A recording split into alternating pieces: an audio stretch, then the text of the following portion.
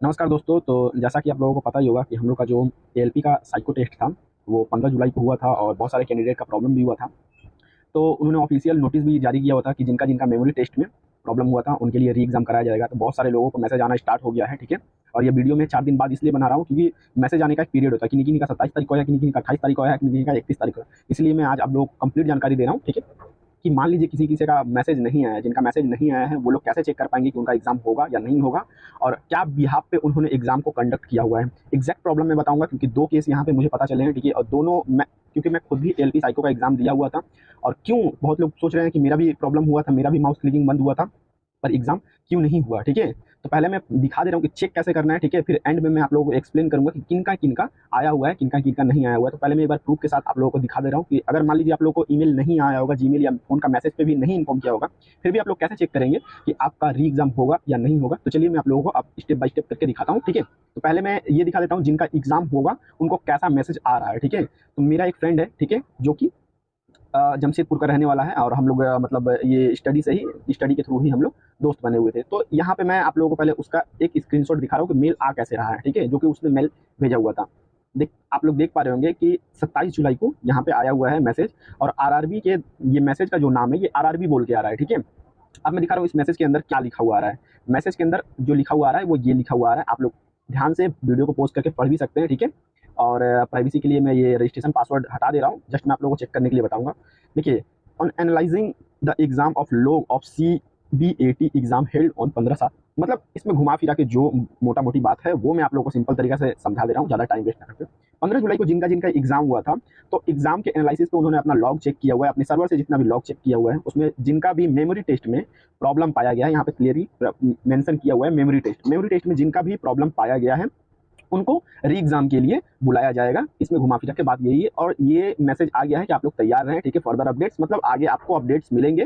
तो ये री एग्ज़ाम होगा, इसके लिए लॉगिन इन्होंने लिंक भी दिया है, रजिस्ट्रेशन आईडी और पासवर्ड भी दिया है। अब मैं एक बार अपना जीमेल खोल कर दिखाता हूँ, ठीक है? कि मेरे जीमेल पे आया था या नहीं आया था। तो ये वाला जो जीमेल है, ये मेरा जीमेल है। यहाँ पे आरआरबी 12 जुलाई को ये मेरा एडमिट का आया था, उससे उसके बाद एक बार भी आया नहीं। ये अंडर ग्रेजुएट का जो आया था कि फॉर्म एक्सेप्टेड हो गया है, उसका एक मैसेज आया हुआ था। तो अब मैं डायरेक्ट आपको साइट पे लेके चलता हूँ और चेक करके दिखाता हूँ कि कैसे चेक करना है और कैसे करना है। तो पहले मैं अपना जीमेल खोल लेता हूँ, जो कि मुझे नहीं आया है। तो पहले मैं दिखा देता हूँ कि मुझे नहीं आया है, तो मुझे कैसा दिखाएगा, ठीक है? तो मैं आरआरबी के इस पोर्टल पे आ जाता हूँ। सेम वही पोर्टल है, ठीक है? जहाँ से आप लोगों ने लॉगिन करना है और इसके बाद आप लोग जो लॉगिन लिंक दिया हुआ था, जो आप लोग एडमिट डाउनलोड करने के लिए, वहाँ पे आप सिंपली क्लिक कीजिएगा। क्लिक करने के बाद इंटरफेस ऐसा खुलेगा, आप लोग अपना रजिस्ट्रेशन नंबर पुट कीजिएगा। जैसे कि मेरा रजिस्ट्रेशन नंबर है, 1 मिनट मैं चेक कर लेता हूँ। तो जो रजिस्ट्रेशन नंबर है, वो रजिस्ट्रेशन नंबर फ़िल करना है, आपको डेट ऑफ बर्थ फ़िल करना है, मतलब जो भी डेट ऑफ बर्थ है, वो ईयर के साथ आपको फ़िल करना है, ठीक है? देन आपको कैप्चा कोड फ़िल अप करना है। कैप्चा कोड फ़िल अप करने के बाद आपको सिंपली लॉगिन करना है। मैं एक बार कैप्चा कोड फ़िल अप कर ले रहा हूँ। तो कैप्चा कोड फ़िल अप करने के बाद लॉगिन कीजिएगा। लॉगिन करने के बाद आपका जो पेज है, आपका पेज इस तरह खुल जाएगा। आप लोग देख पा रहे होंगे कि मेरा मालदा ज़ोन था, ठीक है?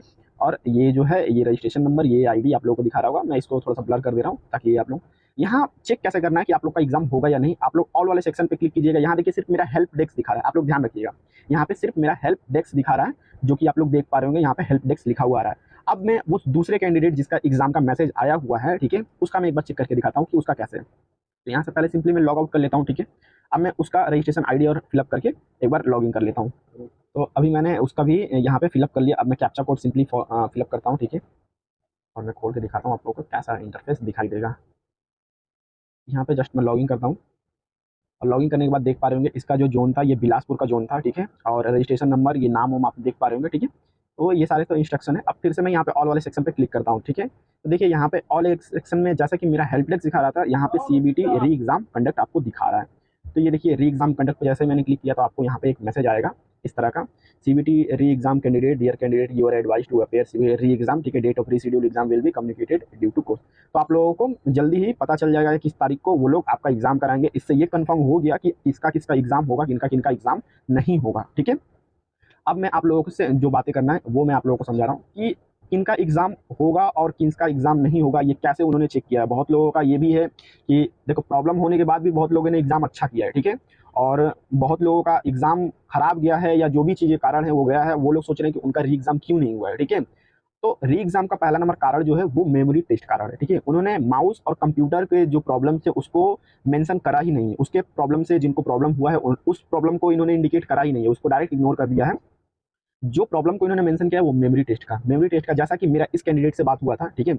मैं अपना भी प्रॉब्लम बता रहा हूँ, इसका भी प्रॉब्लम बता रहा हूँ। इसका प्रॉब्लम क्या हुआ था, एक्चुअल जो प्रॉब्लम था, इसका प्रॉब्लम ये हुआ था कि मेमोरी का जो इंस्ट्रक्शन, जो भी एएलपी के साइको टेस्ट दिए होंगे उनको पता होगा, एएलपी का जो मेमोरी टेस्ट का पहला पेज खुला था, तो मेमोरी फिगर का जो जिसको याद करना था 2 मिनट में वो खुला था। उसके बाद स्टक हो गया था 2 मिनट, मतलब टाइमर खत्म होने के बाद तुरंत क्वेश्चन पे जाना चाहिए जिसमें फिलअप करना है कि हमको चूज करना है कौन सा मेमोरी हमको देखना है। तो जो क्वेश्चन था वो 2 मिनट के बाद स्टक हो गया था, मतलब रुक गया था। रुकने के बाद इसने क्या किया कि सर से हल्ला गुल्ला शोर किया कि सर मेरा रुक गया सर, क्यों नहीं हुआ, ठीक है। इस कैंडिडेट का बात कर रहा हूँ जिसका एग्जाम हुआ है। तो इसने बोला कि सर मेरा नहीं हो रहा है, नहीं हो रहा है, और उसने हल्ला किया तो सर ने आए, ठीक है। तो देखिए इसका एग्जाम शट डाउन, मतलब स्टक हो गया, मेमोरी टेस्ट का जो पेज था स्टक हो गया। फिर इसने क्या किया कि इसको दूसरा कंप्यूटर है इसको अलॉट किया गया, मतलब दूसरे कंप्यूटर पे इसको शिफ्ट किया गया। जब दूसरे कंप्यूटर पे शिफ्ट किया, जैसे ही उस पर लॉगिन करके एक खुले तो मेमोरी नहीं खुला, मेमोरी जो था जो जिसको याद करना था वो नहीं खुला, अब डायरेक्ट क्वेश्चन डायरेक्ट खुला, मतलब क्वेश्चन पेज खुला, सॉरी आंसर पेज खुला, जिसमें मार्क करने थे, आंसर को मार्क करने थे, ठीक है। तो इसने क्या करा, इसका थोड़ा सा प्रैक्टिस था तो इसने 6 मिनट में, ऑलरेडी 6 मिनट के बाद भी इसको मेमोरी याद था, जिस जो मेरा इससे बात हुआ था उस भी हफ्ते में आप लोगों को बातें बताऊं कि इसको मेमोरी टेस्ट में इसको याद था। तो इसने क्या किया कि 6 मिनट के बाद भी आंसर पेज खुला तो उसको आंसर को टिक आउट करते हुए आगे बढ़ा और प्रॉपरली इसने सारी चीज़ों को मतलब प्रोसेस के थ्रू पूरा अच्छे से किया। जो जो इसने बोला कि इसका पेपर ऑलमोस्ट सही गया था, ठीक है, मतलब इतना खराब नहीं गया, 6 मिनट के बाद भी इसको मेमोरी याद रहा, ठीक है। अब मैं अपना केस बताता हूँ, जो केस 2 था कि मेरा मेरा भी शट डाउन कंप्यूटर हुआ था, बट मेरा क्यों नहीं री एग्जाम हुआ उसका मैं रीजन बता रहा हूँ आप लोगों को।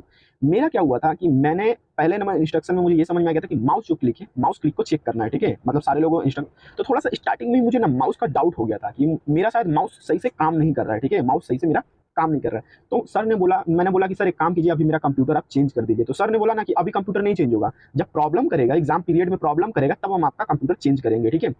तो मैं बोला कि सर आप चेंज कर देते अभी तो सही रहता, पर उन्होंने चेंज नहीं करा। बोला चलो ठीक है, मेमोरी टेस्ट खुला, ठीक है, मेमोरी टेस्ट खुला और मुझे जो डाउट था वो मेरा एकदम करेक्ट हो रहा था कि मैं माउस में प्रॉब्लम था। माउस में प्रॉब्लम क्या था वो भी मैं बता रहा हूँ। जैसे ही मेरा मेमोरी पेज खुला, मेमोरी को मैंने याद किया, उसके बाद जब आंसर आंसर शीट आया, मतलब जिसको आंसर में फिलअप करना था उस पर मैं क्लिक कर रहा था, तो प्रॉब्लम ये हो रहा था ना कि वहाँ का जो सॉफ्टवेयर था, जैसे सारे लोग अनलिमिटेड से प्रैक्टिस किए थे, एक क्लिक में वो ले रहा था, डायरेक्ट ले सबमिट ले रहा था, उसको डबल क्लिक करने के बाद हट नहीं रहा था। बट यहाँ पे सॉफ्टवेयर में प्रॉब्लम क्या था, डबल क्लिक, जैसे ही डबल क्लिक हो जा रहा था, मतलब मान लीजिए आपने आंसर पे क्लिक किया हुआ है, फिर उस पर एक बार और क्लिक कीजिएगा तो आंसर हट जाएगा, ठीक है।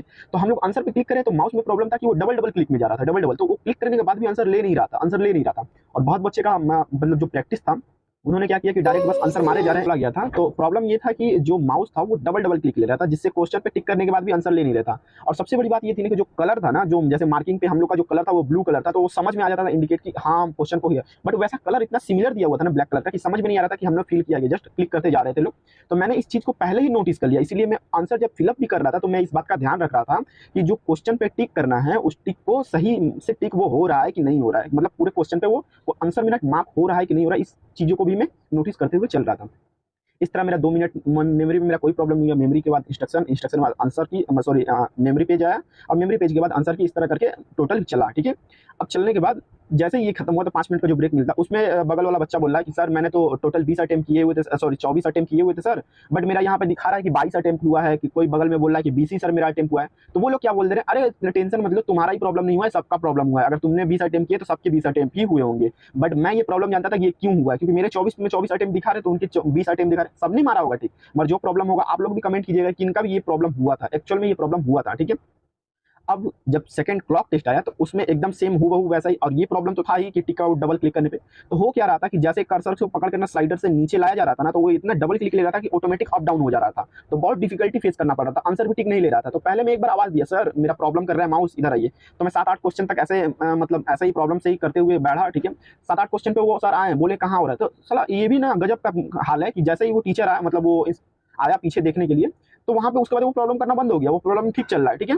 और उसके बाद थोड़ा देर बाद फिर गया, फिर से मेरा प्रॉब्लम होना स्टार्ट हो गया। तो मेरे पास 2.5 मिनट बचे हुए थे और 15 क्वेश्चन पे मैं पहुंच चुका था। अब 15 क्वेश्चन पे मैं पहुंच गया था, तब 15 क्वेश्चन पे जैसे ही मैं पहुंचा तब प्रॉब्लम फिर से होना स्टार्ट हो गया, स्लाइडर ऑटोमेटिक अप डाउन हो रहा है, क्वेश्चन को पढ़ रहे हैं तब तक स्लाइडर ऑटोमेटिक अप डाउन हो जा रहा है। फिर से मैं आवाज दिया तो सर को आया, तो फिर देखिए ना कि जैसे मैं क्लिक कर रहा हूँ क्लिक नहीं हो रहा है, मतलब क्लिक नहीं, तब उन्होंने तुरंत मैनुअली शट डाउन किया मेरा कंप्यूटर और मुझे शिफ्ट किया दूसरे कंप्यूटर पे। वहां पे गया तो मेरा सेम टाइम पे ही खुला, ऐसा नहीं कि मेरा अलग टाइम पे या अलग आगे पेज खुला, ऐसा नहीं हुआ था।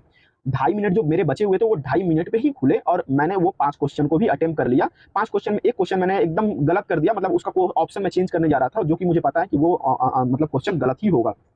तो इस तरह मैंने टोटल 20 अटेम्प्ट किए। उसके बाद आगे के प्रोसीजर में भी मैंने अटेम्प्ट करते गया और ऑलमोस्ट मेरा सब अटेम्प्ट, और जो क्लिकिंग का प्रोसेस था उसी के कारण जो मेरा लास्ट अटेम्प्ट था, जो 72 क्वेश्चन करने थे, उसमें 68 ही कर पाए, क्योंकि वो उसमें भी यही चीज़ों का ध्यान देना पड़ रहा था कि क्लिक हो रहा है कि नहीं हो रहा है, मतलब आंसर ले रहा है कि नहीं ले रहा है। और बहुत लोगों का देखिए प्रॉब्लम हुआ होगा कि मारे होंगे फुल 50 में 50, जैसे ब्रिक्स में क्यूब में भी मारे हैं 50 में 50 लोग, 40 ही लिया है, 42 ही लिया है, 45 ही लिया है, टोटल लिया ही नहीं है। तो ये माउस का ही प्रॉब्लम था, बस माउस के प्रॉब्लम को कंसीडर नहीं किया गया।